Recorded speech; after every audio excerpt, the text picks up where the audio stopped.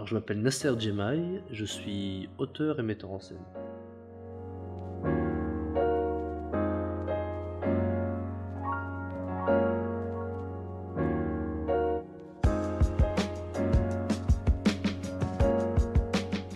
Alors mon parcours artistique, moi j'ai fait une école d'acteur, j'ai fait l'école de la Comédie de Saint-Étienne. Et ensuite à la fin de mon parcours, qui a duré 2 ans, j'ai décidé en fait de partir en Angleterre.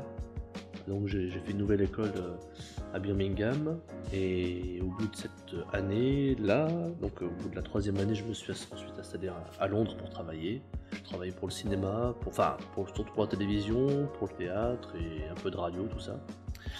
Et ensuite je me suis dit qu'il fallait que je rentre en France, et du coup je me suis installé à Paris. Et donc j'ai travaillé pour plusieurs metteurs en scène différents, et de fil en aiguille, au bout de quelques années, j'avais envie d'écrire mes propres textes. Vertige, c'est l'histoire d'un jeune homme qui s'appelle Nadir et qui a tout fait pour s'en sortir.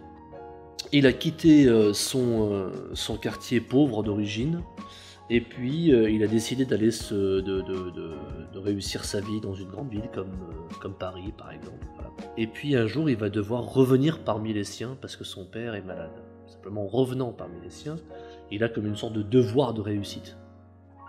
Et il peut pas revenir avec une casserole. Ouais, c'est la figure du winner, c'est la figure c'est un peu l'étoile de la famille.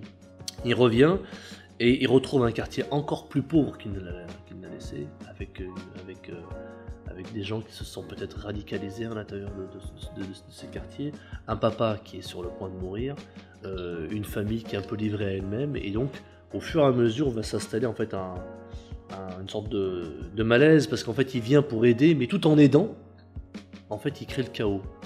Et plus il avance, et plus il provoque, en fait, il se débrouille pour se mettre tout le monde à dos. Voilà. Et jusqu'à un moment donné où donc, l'histoire arrive à son apogée, où il se rend compte de ses bêtises, et puis à partir de là, les choses commencent à se réconcilier avec sa famille. Oui, je crois que d'abord, il y a plusieurs choses. D'abord, c'est une pièce en fait sur la fin d'un monde. C'est le dernier des Mohicans que représente le père, sa langue, sa culture, sa religion. Le dernier monde, un monde avec tout le côté sacré qui va disparaître, et il reste ses enfants avec les traces de ce qui va subsister de tout ça. C'est aussi un choc entre deux imaginaires. L'imaginaire d'un enfant qui est complètement, qui est complètement ancré dans une certaine modernité, et un père qui est coincé dans son passé. C'est une pièce, c'est un paradoxe, on est tous un peu comme ça. Vertige, parce qu'en fait c'est surtout un vertige mental. C'est le vertige de Nadir, avec le fait de plus d'être cul entre deux chaises. C'est le vertige du père qui est aussi entre deux rives de la Méditerranée.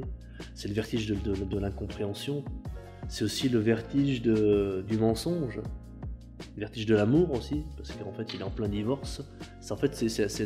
Tous les personnages sont pétris de contradictions et de paradoxes. Ils sont tout le temps en train de dire une chose et son contraire, et en fait tout ça, ça donne le tournis. Et effectivement, et ce même vertige va précipiter le personnage principal justement vers le chaos. Et c'est à travers ce chaos-là qu'il arrive à se reconstruire. Alors moi j'ai jamais joué en Bretagne déjà, donc c'est la première fois que je viens en Bretagne avec une pièce. Alors j'avais joué au festival Mythos avec mon Étoile pour Noël, mon premier solo, mais là c'est la première fois que je joue avec une grande forme.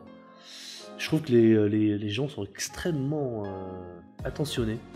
En tout cas, le sujet que j'apporte a un impact très important, parce que c'est aussi une pièce sur le rapport des classes sociales, sur le rapport à la langue. C'est pour ça que c'est une pièce universelle, sur le fait que comment on devient étranger à sa propre famille. Et l'autre chose, je trouve que la salle, en tout cas l'équipe du théâtre est extraordinaire, quoi. Donc c'est une belle découverte.